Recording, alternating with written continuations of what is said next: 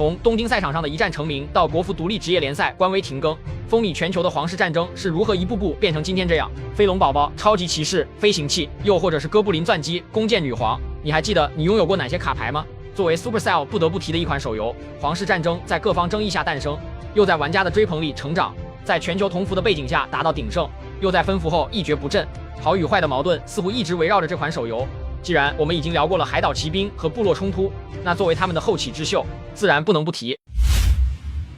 我们都知道，在2016年3月2日的下午 ，Supercell 宣布《皇室战争》在全球发布。但有些人不知道的是，这款游戏的研发时间跨越了5年，在此过程中被放弃的游戏多达11个。从2011年的早期构想到2016年的成品上线，《皇室战争》所背负的担子其实很重。在此之前 ，Supercell 的卡通农场、部落冲突和海岛骑兵均取得了不错成绩。而海岛骑兵诞生于2013年，作为一家在全球范围内都享誉盛名的公司，至2016年已2年多没有推出过一款新游。一时间，许多人都动了心思，认为 Supercell 是不是江郎才尽，看看它是否会跌落神坛。在期待、暗讽、不屑等各种因素下，皇室战争带着它的骄傲耀眼登场。作为一款融合了即时策略、MOBA 和卡牌等各元素的新游，皇室战争收获了大量卡牌向玩家。同时，该游戏算是部落冲突的衍生品，又拿下了许多前作的玩家。在新老玩家共同推动下，皇室战争爆发了前所未有的潜力。上线后的7个小时内，直接拿下 App Store 所有地区首页推荐位，当天拿下全球101个市场的游戏下载榜第1，上线首月流水超过1.3亿美元。国内方面，王思聪成立爱基俱乐部，战队总成绩排名一度跃居全球第9。与此同时，莉莉丝 CEO、英雄互娱 CEO、乐豆总裁、WE 创始人等均是该游戏玩家。就连当时的雷军都连发数条微博，晒出了自己的游戏截图。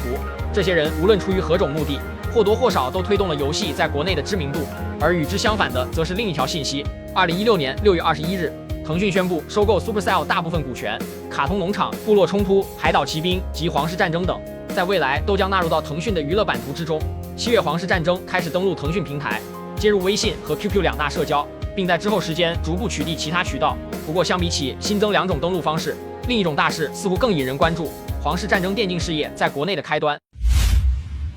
说起皇室战争的故事，唯一绕不开的话题就是它的电竞。与海岛骑兵、部落冲突等前作不同，皇室战争的电竞在全球都拥有一定影响力。国外在游戏发布之初就举办了线下比赛，由于当时尚未在中国大陆发行，所以那次的线下比赛没有中国玩家，最终由荷兰选手 Surgical Goblin 拿下冠军。此次线下比赛也成了皇室战争电竞的起点。2016年7月，游戏举办上海锦标赛 ，Supercell 高层亲临现场，500位选手云集。国内玩家通过赛事转播，知道了许多游戏的明星人物和部落，如部落航空 Nova、STK9、Team MD、选手明胜、魂哲、Mr. 成等。其中冠军明胜用自己的实力将名无敌的美名宣扬到整个世界。在这一年中，他先后拿下皇室战争大师赛、皇室战争上海锦标赛、2016电子竞技世界杯，尤其是在2016世界杯的总决赛中，明胜以3-2战胜此前荷兰冠军 Surgical Goblin， 为中国选手拿下该游戏的首个国际赛事冠军。而 Supercell 在上海锦标赛前后又举办了传奇公开赛、IGL 春季总决赛、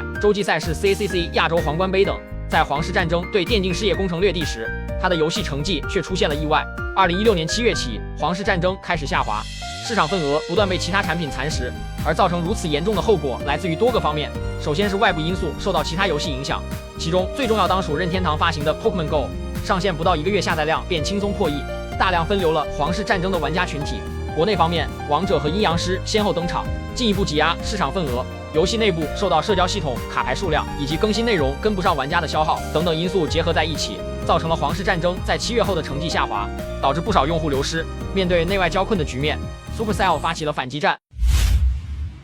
2016年9月起， Supercell 开始将重心放在内容的更新上，平均10天推出一张新卡牌，重甲亡灵、地狱飞龙、哥伦冰人、骷髅召唤、飓风法术、野蛮人精锐、克隆法术、闪电法师、推荐哥布林、飞斧屠夫、野蛮人工程锤、哥布林团伙等先后登场。至此，游戏共70张卡牌。除了卡牌方面的更新，游戏还上线了锦标赛挑战，使平民玩家也能获得丰厚的游戏奖励，帮助他们更快升级卡牌，提高卡组实力，推出特惠礼包以及趣味挑战，降低玩家获取新卡的成本。最终在限时挑战、锦标赛、竞技场等内容的推动下，2016年的皇室战争以 App Store 年度最佳游戏、运营10个月营收超10亿美金的成绩完美收官。进入2017年后的皇室战争，在更新频率上有所下滑，卡牌方面全年上线10张，比如在2017年3月的更新中，推出了幻影刺客、暗夜女巫、蝙蝠和治疗法术，以及新玩法9大联赛，根据胜率和奖杯数将玩家划分，玩家可挑战不同联赛等级，冲击更高目标，直至进入终极冠军联赛。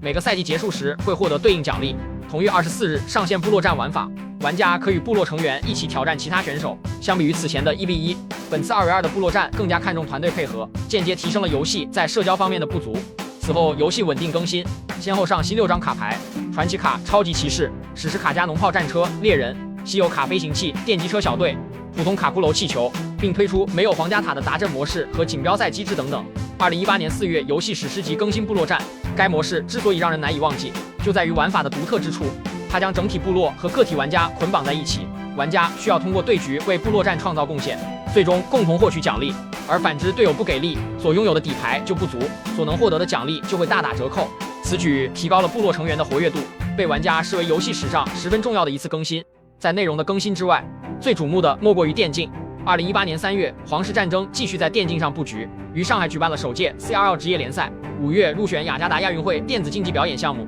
，12月于东京举办职业联赛全球总决赛。在这一系列的故事中，有一个名字将他们串联在了一起，那就是出生于湖南郴州的黄成辉。他有一个更广为流传的名字，力量哥。2018年亚运会期间，力量哥一路过关斩将，先后零封多名选手杀入决赛，最终鏖战5局，击败1名选手获得银牌。另一方面，力量哥所在的 Nova 战队冲入职业联赛全球总决赛，一边是拉美赛区的 VK 战队，一边是中国赛区的 Nova 战队，狭路相逢勇者胜。最终经过数局鏖战，中国 Nova 在决赛中以3-1击败 VK， 加冕首届 CRL 世界冠军。那一年，我们在东京赛场上一战成名。伴随赛事的完美落幕，时间走过了2018年，进入2019年。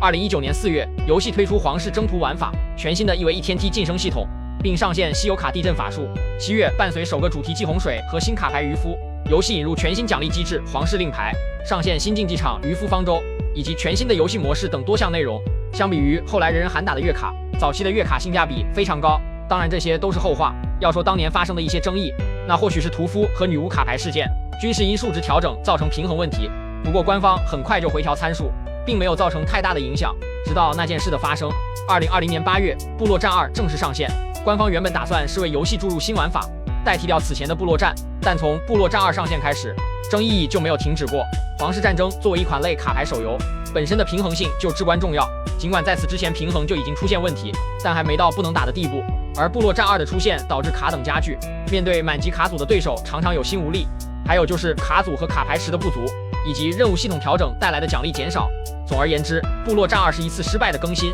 造成了大量玩家的流失。但这次的流失只是一个开始，之后的2021年情况并没有好转多少。2021年4月，皇室战争上线魔法物品，间接允许玩家通过氪金的方式加快集卡和升卡的过程。6月，哥布林钻机推出，因其实力过于强势，被玩家称之为毒瘤卡牌。尽管赛中被削弱过一次，但整个赛季还是围绕着它进行。2021年11月，英雄卡牌推出，弓箭女皇、骷髅帝王、黄金圣骑各自拥有独特专属技能强度，尤其是弓箭女皇以高胜率和高使用率脱颖而出，进一步加剧了游戏的平衡性。玩家围绕平衡、氪金、匹配、养成等进行无休无止的争论，皇室战争开始大踏步下滑。在这生死存亡之际，游戏迎来了压死骆驼的最后一根稻草。2022年3月16日，皇室战争技术升级，经过长时间维护，当玩家再次进入，国服与国际服彻底被切割。13天后，2022年3月29日 ，CRL 皇室战争职业联赛官微停更，国内 CR 电竞遭受毁灭打击。风雨飘摇下，游戏又出奇招。